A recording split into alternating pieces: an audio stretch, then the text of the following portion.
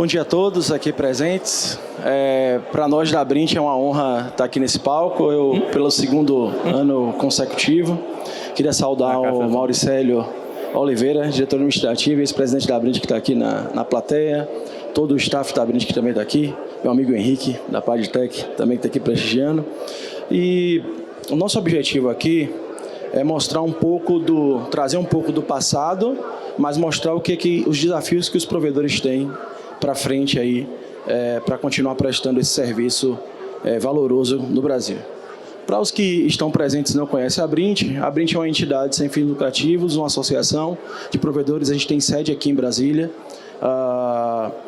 A formação de governança da Abrint ela é composta por 23 conselheiros, provedores de internet, que é escolhido em Assembleia Geral dentre os seus 2.500 associados. Temos também uma diretoria estatutária ativa. Eu lidero o conselho e tenho o Breno Vale, que é o diretor-presidente atual da Abrint. E, aliado a isso, a gente tem um staff com mais de 40 pessoas hoje atuando em Brasília, desde relacionamento com associados, ao RI e ao nosso staff que faz os nossos eventos. Hoje a Abrint concentra 2 grandes eventos. Um evento que acontece é o AGC, que é o Abrint Global Congress, que acontece em maio em São Paulo, no Distrito AMB. Convido a vocês a conhecerem um pouco mais do nosso ecossistema lá. E o Abrint Nordeste, que acontece agora em novembro. Além disso, a gente promove diversos eventos, encontros mais, digamos, intimistas com os provedores, chamado Provedor em Foco, onde a gente busca ali nesse evento captar demandas, entender o contexto dos provedores de forma mais regional. E esse gráfico, eu acho que conta, como eu falei para vocês, um pouco da história do passado e presente dos provedores, né? Então, a gente vê que mais ou menos ali no ano de 2022, a gente vê aí essa linha rompendo, né? Onde essa linha vermelha aí são as PMS, é assim que a Anatel chama, as grandes operadoras, e as PPPs, que são as operadoras de pequeno porte, que são os provedores. Para quem não está habituado, PMS é todo mundo que tem 5% a mais do mercado de banda larga do Brasil, e PPP quem tem menos de 5%. Nessa granularidade de provedores, a gente tem provedores de diversos tamanhos, PPPs de diversos tamanhos, mas eu diria a vocês que não conhecem o mercado que a mediana hoje dos provedores é em torno de 5 ou 6 mil assinantes. E aí a gente representa um ecossistema único no mundo. Aí a Abrint em diversos fóruns, a gente ao redor do mundo, quando a gente vai falar um pouco sobre o modelo de provedores, que é um dos nossos papéis também, trazer esse modelo para fora do Brasil e mostrar que é um modelo vencedor. As pessoas não entendem, né? Como é que tem 19 mil empresas operando internet de banda larga no Brasil. Agora, no primeiro horário da manhã, a gente pôde ter a apresentação de um dos associados nossos, da Tuxnet, que mostrou um pouco do backbone, um pouco do que ela faz na Bahia. Né? Digamos que temos, né, Renato, diversas Tuxnets aí ao longo do Brasil aí.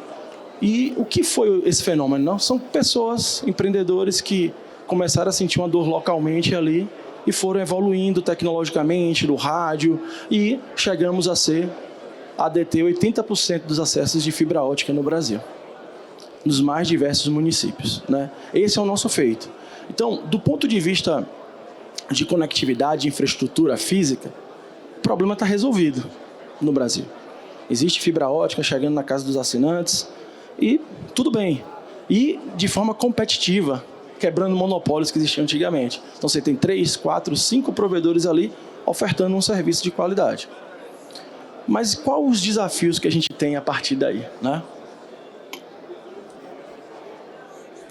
Em 2025, a Anatel, que no passado fez uma agenda regulatória que favoreceu bastante os provedores, criando o que eles chamam de assimetrias regulatórias, ou seja, tirando peso de obrigações muito grandes que existiam para as PMS e tornou mais leve algumas obrigações para os provedores.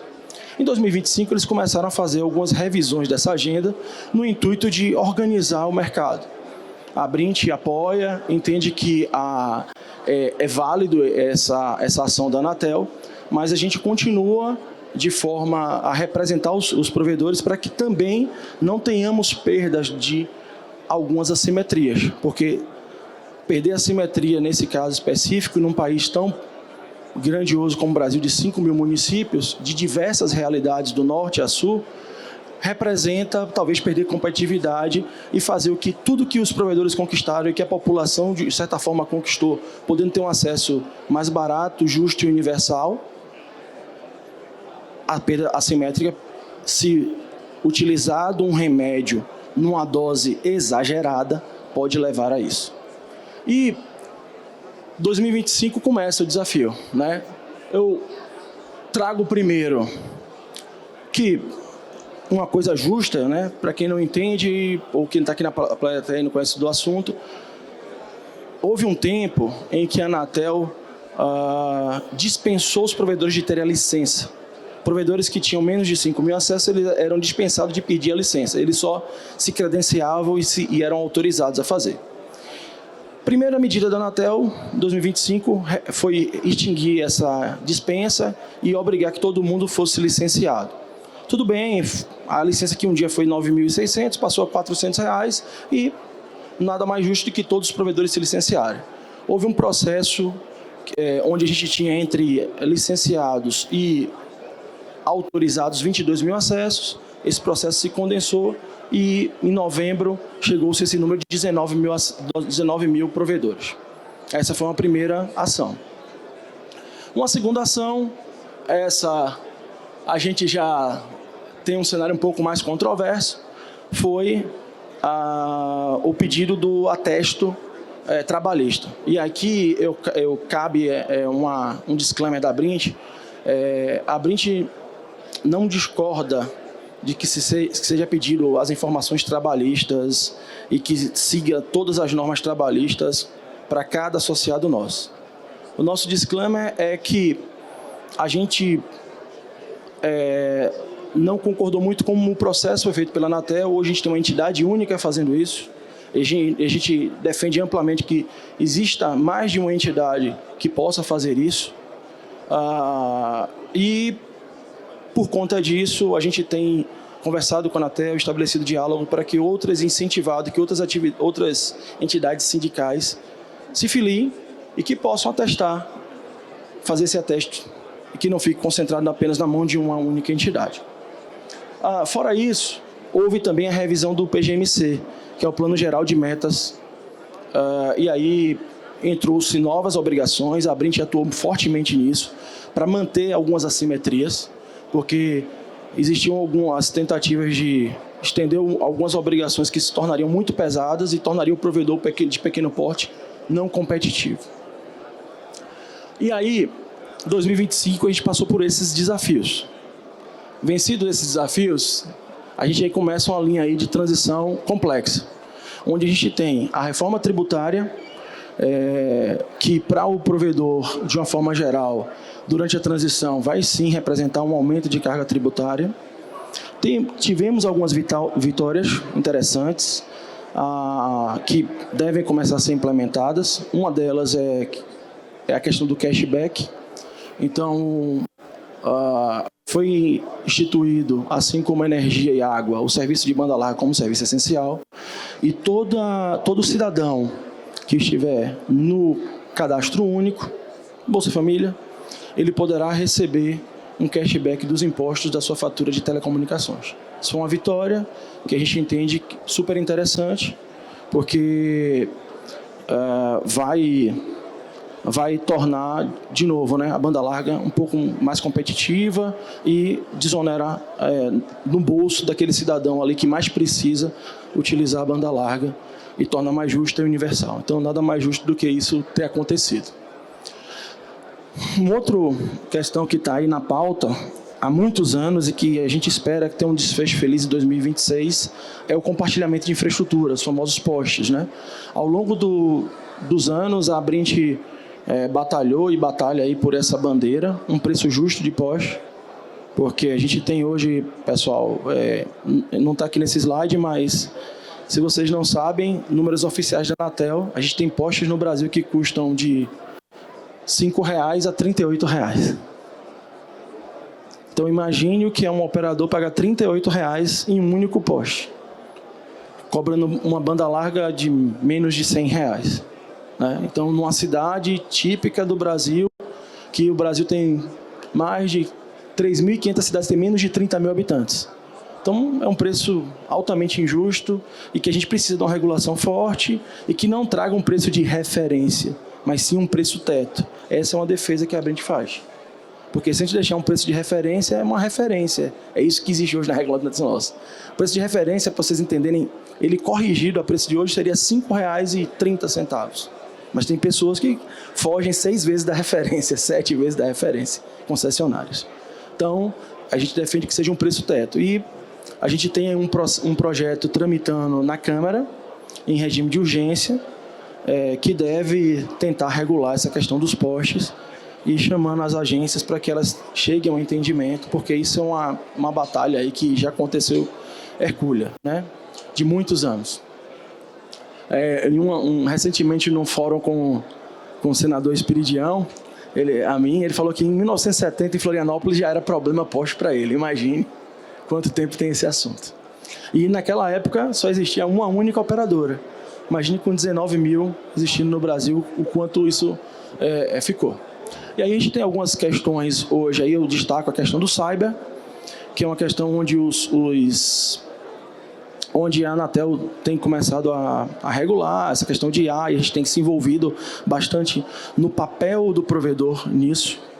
E para 2027, aí a gente tem o fim da norma 4, que era uma norma existente, que é uma norma, eu digo, irmã gêmea do Comitê Gestor da Internet, e é um marco do surgimento da internet e dos provedores no Brasil. Muitos dos nossos conselheiros dizem que é a certidão de nascimento dos provedores, e a Anatel resolveu findá-la, agora em dezembro de 26. A gente tem um pedido forte de pedido de prorrogação, porque tem impactos regulatórios e impactos tributários. Então, a gente pede que eles, pelo menos, alonguem isso até o fim da transição da reforma tributária, em 2030. Estamos trabalhando para isso, tentando, para ver se há espaço. E é um desafio muito grande para os provedores. E aí vem toda a implementação da reforma tributária, que eu falei com vocês de cashback, mas tem todo um desafio para nós provedores aí, para todas as empresas do Brasil e para o mercado.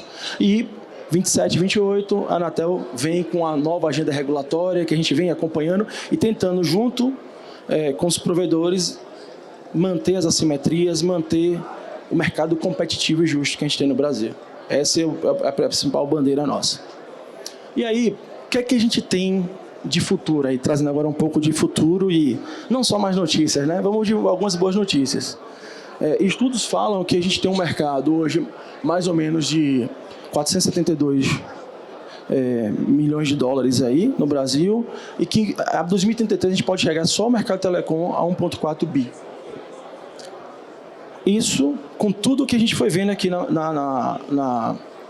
nas palestras, né? IA, o aumento da própria demanda, né? Cada vez mais as empresas, as pessoas conectadas.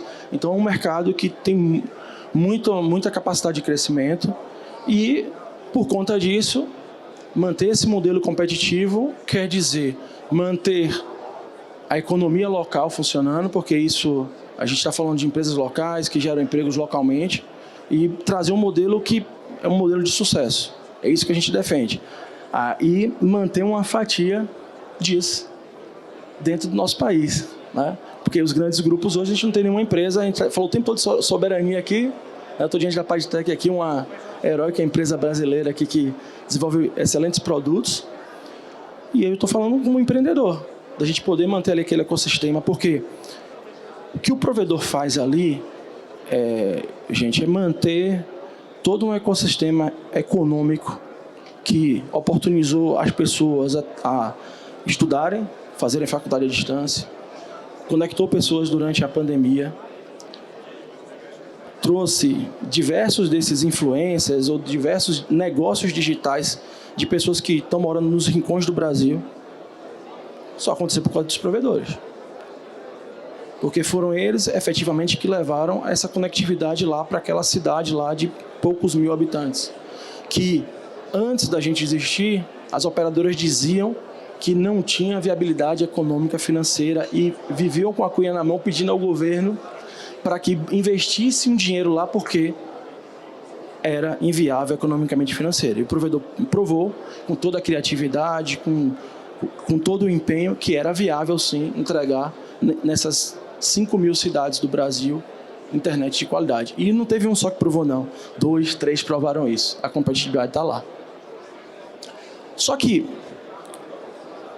como eu disse a vocês, conectar, já conectamos, todo mundo tem fibra. E qual o desafio agora para o provedor? Já que banda larga, fibra ótica virou commodity. E aí é justamente isso que a gente coloca e a gente começa a trazer para os nossos associados. A gente precisa... O que é que o associado, o que é que o provedor tem de mais importante lá na ponta? Ele tem a confiança do seu usuário. Ele tem o relacionamento com as pessoas. Então, ele tem como, sim, ofertar novos serviços, fazer, além da conectividade, tornar essa conectividade significativa, entregando letramento, entregando segurança às pessoas. E é isso que a gente defende. Então, o provedor, ele tem que, seja para os provedores de maior porte, com seus data center edge, se organizarem de forma de consórcio e fazerem, seja os provedores de menor porte, podendo entregar serviços de IoT, de automação, serviços para pequenas empresas, serviços integrados. Por quê? Porque o empreendedor brasileiro carece disso.